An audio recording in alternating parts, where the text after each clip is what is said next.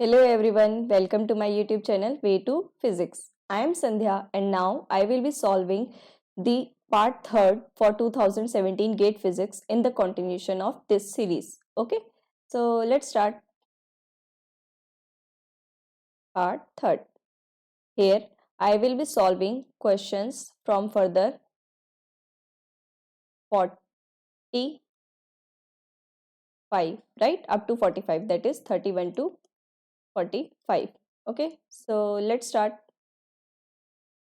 Consider a two-dimensional electron gas with the density of 10 raised to power 19 meters square. The Fermi energy of system is, right? That is two-dimensional Fermi gas. Formula is what? That is h cut square by 2m. Say h cut by 2m, h cut square by 2m into 2 pi n. Now putting values here. See, h cut square value is what? 1.05 into 10 raised to power minus 34. h की value होती है हमारे पास 6.6 into 10 raised to power minus 34, right?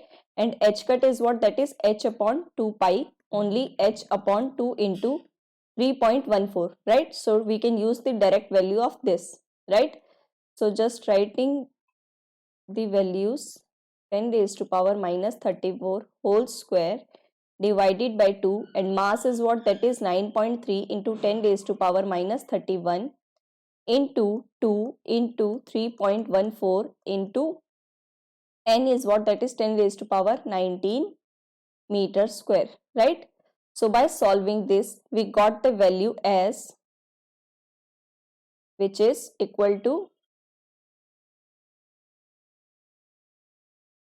yes, the approximate value will be 2.34 electron volt.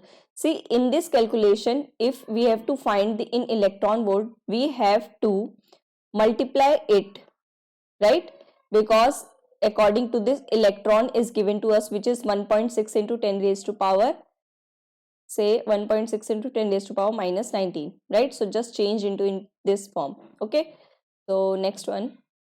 The total energy of an inert gas crystal is given by ER 0.5 R12 minus 1 by R6, where R is interatomic spacing in angstroms. Okay, the equilibrium separation. अब देखो सिर्फ ये क्या concept है, equilibrium separation. कभी क्या होता है, लोग यहाँ से total energy of inert gas crystal पढ़ेंगे, फिर सोचेंगे कि हमने ये तो किया ही नहीं है, right?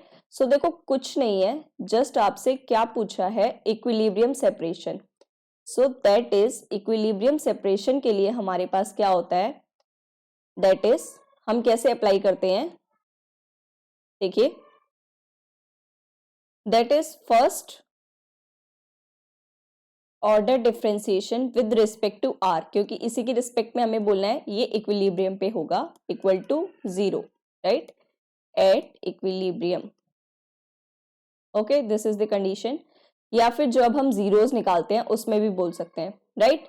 So that will be, if D by D R equals to 0, then it will be minus 12 0.5 divided by r raised to power 13 minus minus plus 6, then 7 r raised to power 7 equals to 0, which means that is 12 into 0.5 divided by r13 is equals to 7 by r7, right? So crossing this,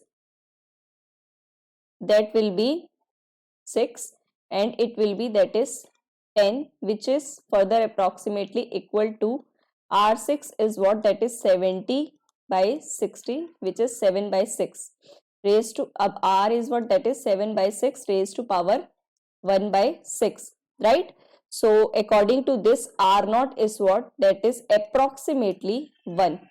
Okay, so this is the answer. Okay, अब देखो are not ही हमारे पास कितना है, electron volt में बोला है, अब आपको एंगस्ट्रॉन की फॉर्म में निकालना है और डेसिमल प्लेसेस में निकालना है. That will be your one answer. Okay, now next one.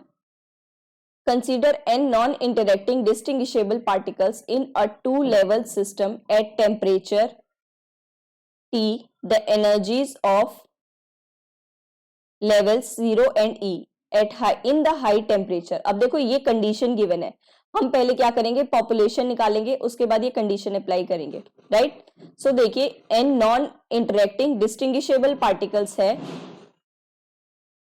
To level energy system में, ओके। सो देखिए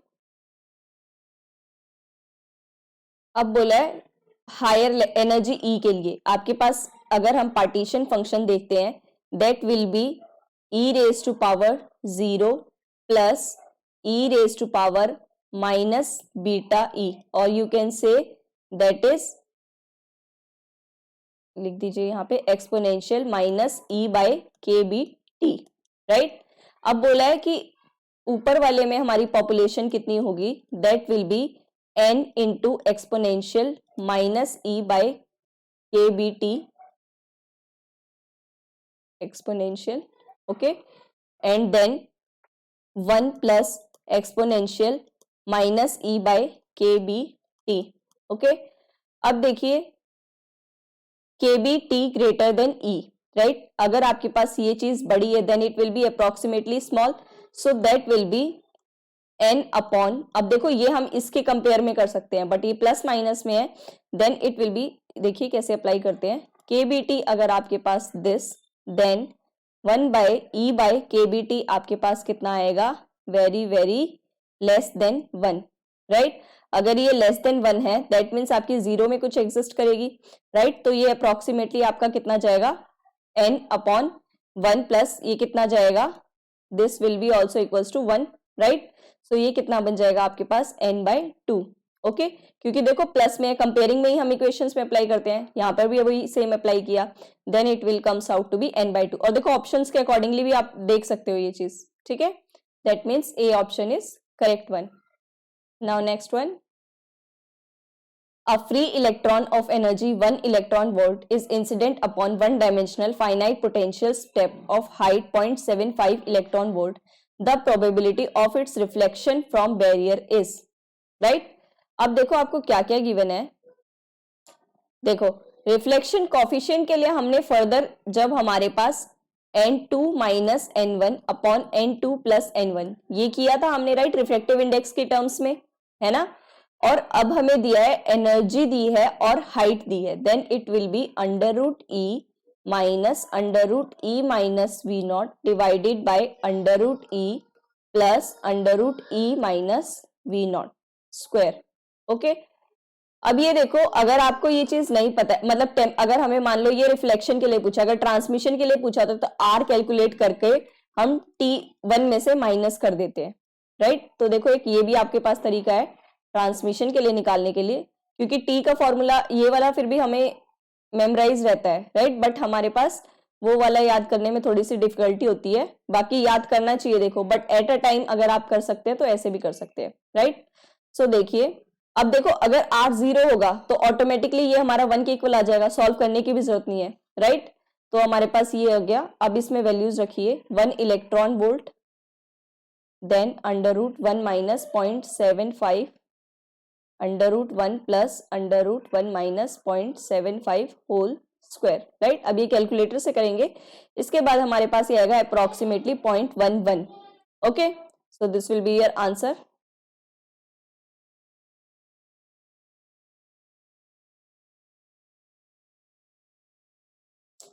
Next one, consider a one-dimensional potential well of width 3 nanometer using the uncertainty principle. देखो principal भी आपको given है, आपको कुछ नहीं कर रहा है, जस्ट वैल्यू पुटअप करनी है। An estimate of minimum depth of wells such that it at least one bound state for electron.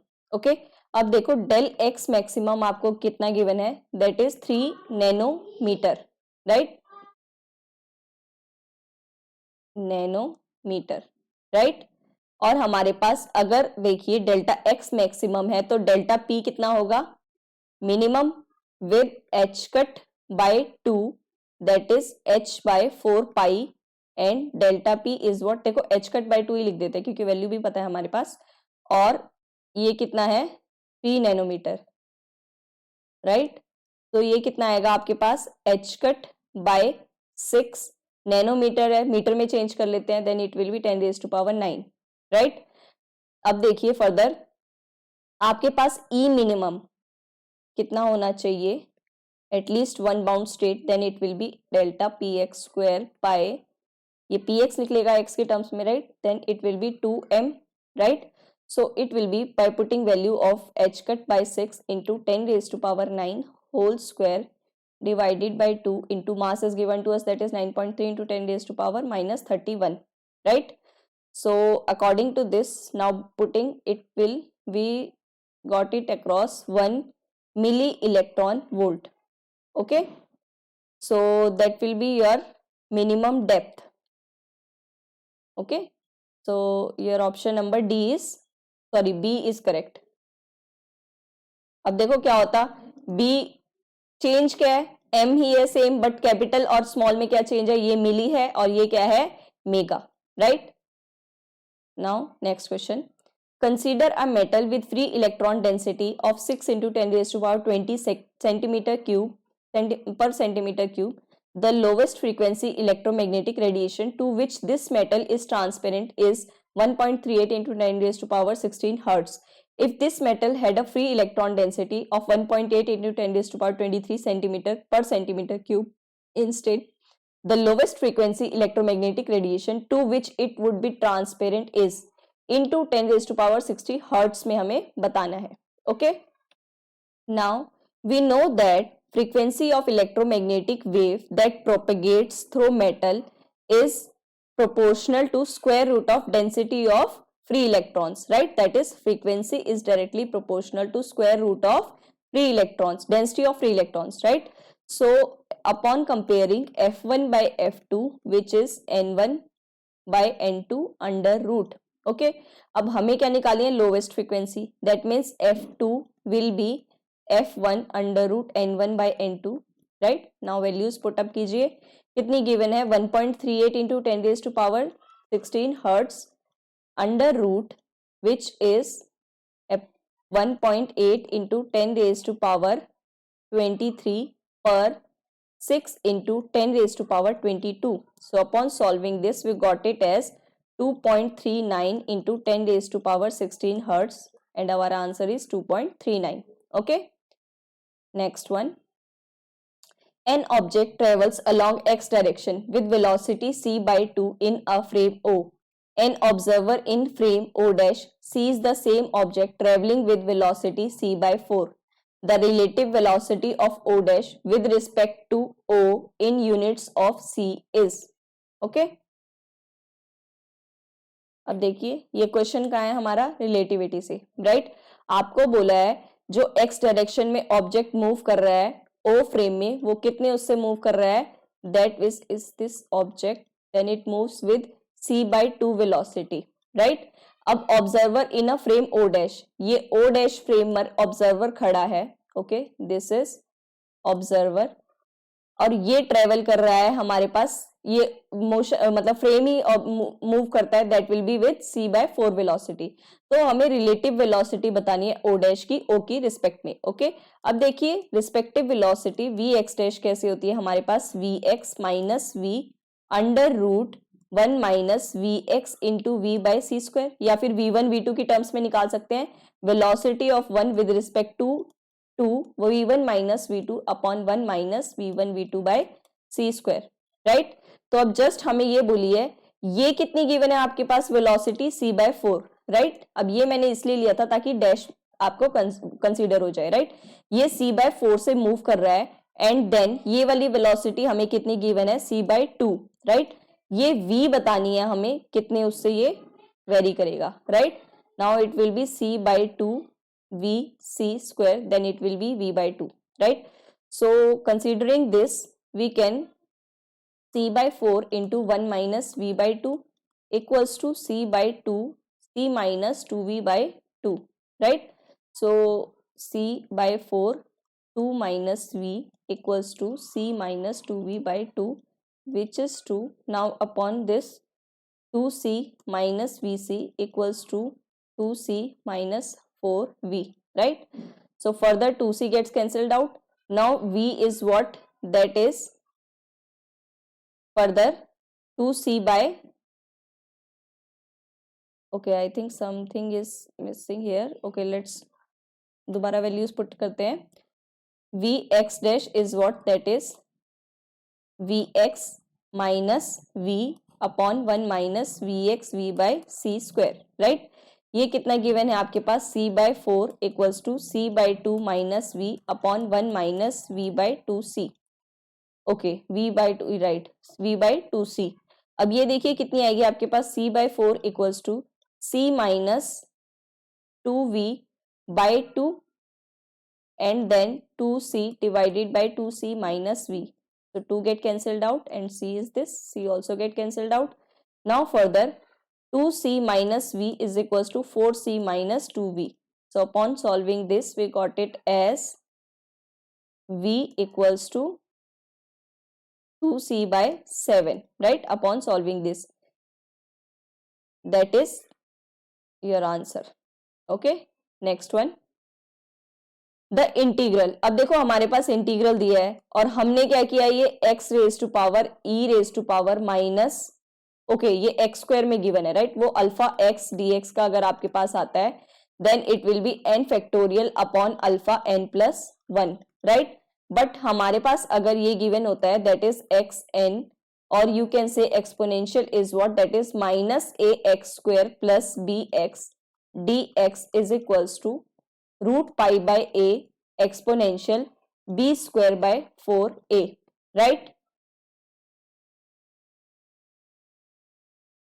देखो इसमें क्या होता है, हमारे पास ये minus infinity to infinity vary करता है, राइट. तब हमारे पास ये कंडीशन आती है. ओके, अब फर्दर देखिए, जब हमारे पास ये देखो, अब हम रिवाइज भी कर रहे हैं ना, इससे कौन से पार्टिकल्स के लिए वो इंटीग्रल्स होते हैं, डायरेक्टली पुट कर सकते हैं, right. Now further 0 to infinity x raised to power n exponential minus ax square dx is what, that is gamma n plus 1 by 2 divided by 2 alpha और से a n plus 1 by 2. Okay, ये condition बनती है हमारे पास.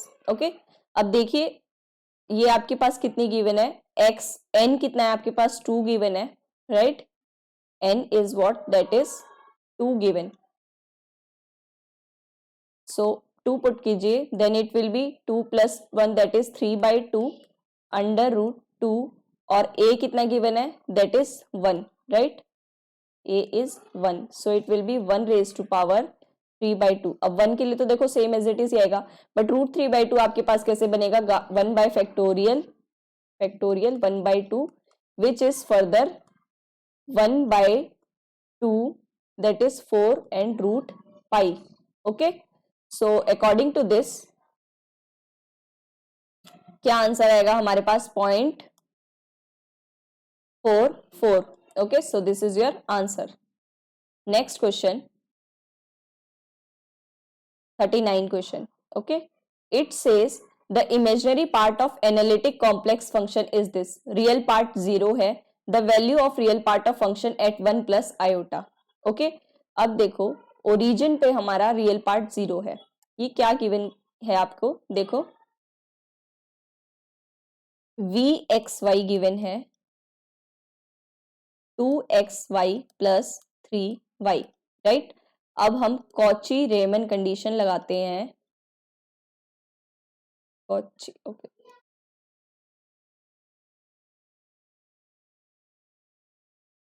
Ramon condition. it says del u by del x equals to del v by del y and del u by del y equals to minus del v by del x, right. अब देखिए अगर हम del v by del y करते हैं और वो del u by del x के equal आएगा which is further 2x plus 3, right. सो अगर इसके अकॉर्डिंगली हम u निकालते हैं तो ये कितना आएगा, 2 and x square plus 3x, right. And further अगर हम del v by del x करते हैं that will be equal to minus del u by del y which is also equal to, देखिए कितना आएगा आपके पास,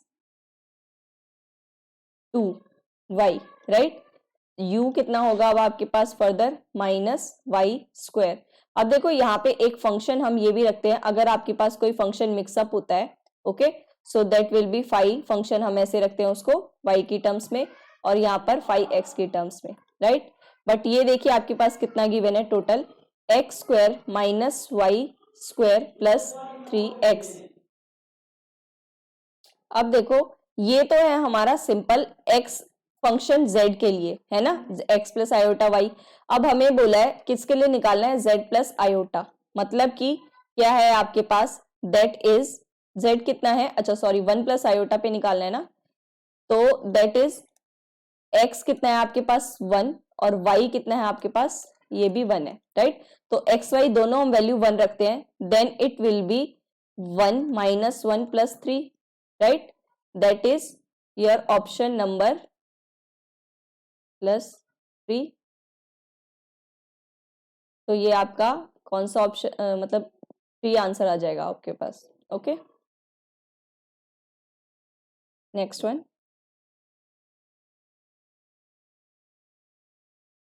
it says let x be column vector of dimension this with at least one non-zero entry. The number of non-eigenvalues of matrix x transpose is, okay। अब देखो अगर हम एक column vector exist कर लेट करते हैं that is with dimension n greater than 1, right. Column vector क्या होता है हमारे पास इस फॉर्म में, दैट इज से a1 a2 a3 and this is what, ये तो देखो आपके पास, सॉरी ये क्या होता है आपके पास, रो वेक्टर होता है, राइट। कॉलम वेक्टर देखते हैं, it will B column vector which is in this a1 a2 up to n, right, with at least one non zero entry। कोई एक एंट्री हम नॉन जीरो लेते हैं, मतलब सिर्फ एटलीस्ट कंडीशन, ओके। तो हमारे पास नॉन जीरो आइगन वैल्यूज कितने आएंगे, ओके। अब देखो अगर आपके पास एक भी एग्जिस्ट कर रहा है तो उसके अकॉर्डिंगली आपका आइगन वैल्यू एग्जिस्ट करेगा, right. So that is your only C option is correct one, okay। Next one, JP for the ground state of 30C6 nucleus is, अब देखिए कितना गिवन है हमें पास, 6 कितने हैं इवन, राइट। तो न्यूट्रॉन्स हमारे पास, प्रोटॉन्स कितने आएंगे, दैट विल बी 7, राइट। सो अब देखिए 7 के लिए 2 4 2 6 4 2, right, alternate and this will B direct 4 to 6 and then 7 which will be 1/2 3/2 and 1/2। और ये p होता है हमारे पास, that will be 1/2, parity p के लिए माइनस, सो हमारे पास ये d option is correct one, okay. Next one, a uniform solid cylinder is released on a horizontal surface with speed 5 meter per second without any rotation, slipping without rolling। The cylinder eventually starts rolling without slipping. If the mass and radius of cylinder are 10 gram and 1 centimeter respectively, the final linear velocity of the cylinder is meter per second, right। देखिए this is some horizontal here and cylinder, uniform cylinder is released with speed, this is the radius r, okay। Now it says without any rotation, slipping without rolling, right। So starts rolling without slipping, ये क्या करता है, eventually starts rolling without slipping। The mass and radius of this then final linear velocity कितनी होगी, okay। अब ये देखिए सबसे पहले एंगुलर मोमेंटम क्या रहेगा हमारे पास,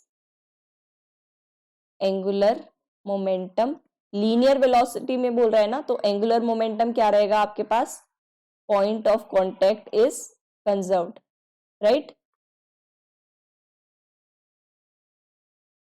that means angular momentum about point of contact, so it will be MUR equals to MVR plus IC omega, okay, and this is MUR equals to MVR plus solid cylinder के लिए कितना होता है 2/5 mr square और omega is equals to v/r, right. So ये solve करने के बाद अब v कितना है हमारे पास 7/5 V।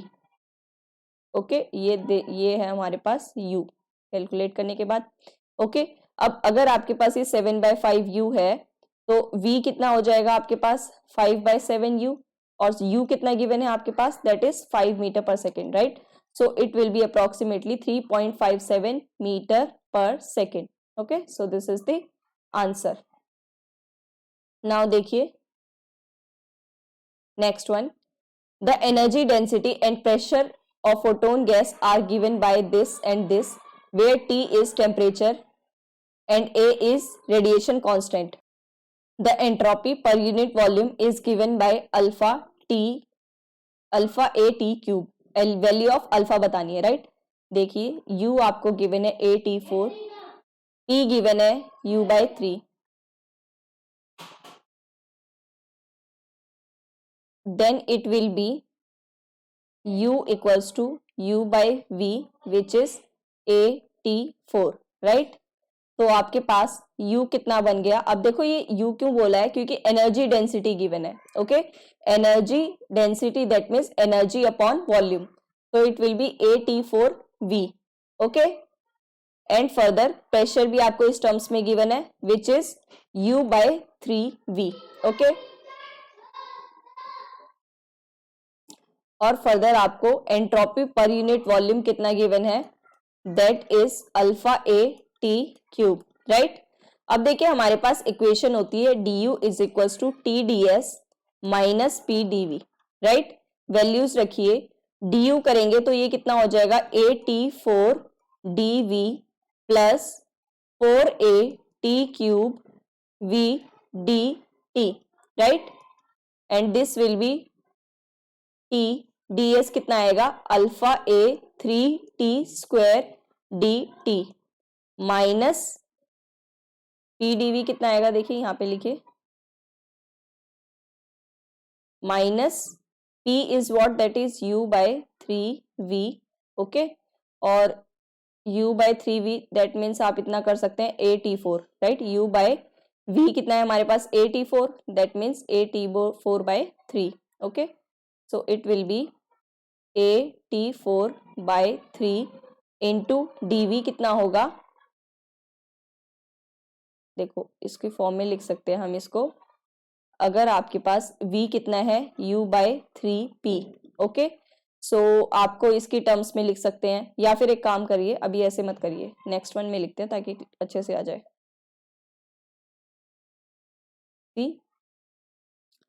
TdS is equals to DU plus PdV, है ना। अब DS कितना होगा, देखो alpha AT3T² V dt plus T³ ठीक है, और du कितना बनेगा, that is A4T³ V dt plus T4dV। अब इसको इसी फॉर्म में रहने दो, U/V 3V dV, ठीक है, क्योंकि U और T की इसकी फॉर्म में हो गया। अब U/V भी ले सकते हो आप, U/V कितना था हमारे पास, देखो फर्दर यहां से U/V is AT4। Okay, AT4।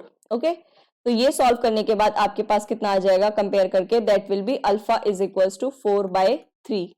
देखो T² V dt वाली टर्म्स लेते हैं, ठीक है, तो कितना होगा alpha AT3T² V is equals to 4T³ V A से A कैंसिल, ठीक है, T³ से T³ कैंसिल और V से V कैंसिल, तो अल्फा कितना बना आपके पास 4/3, right, which will be approximately 1.33. Okay, so this is the answer. Next one, which one of the following gas of diatomic molecule is Raman, infrared and NMR active? Okay, अब देखो for Raman active हमारे पास क्या situation होती है,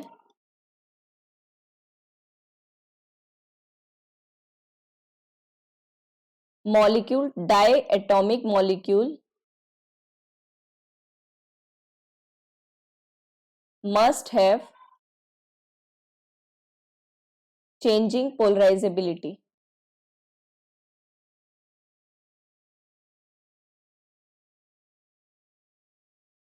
Okay, and for IR active molecule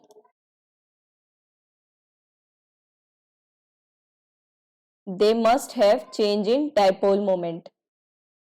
They must have change in dipole moment.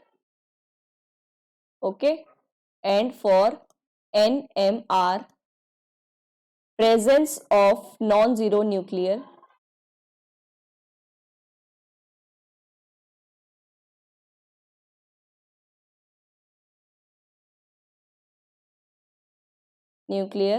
spin is compulsory.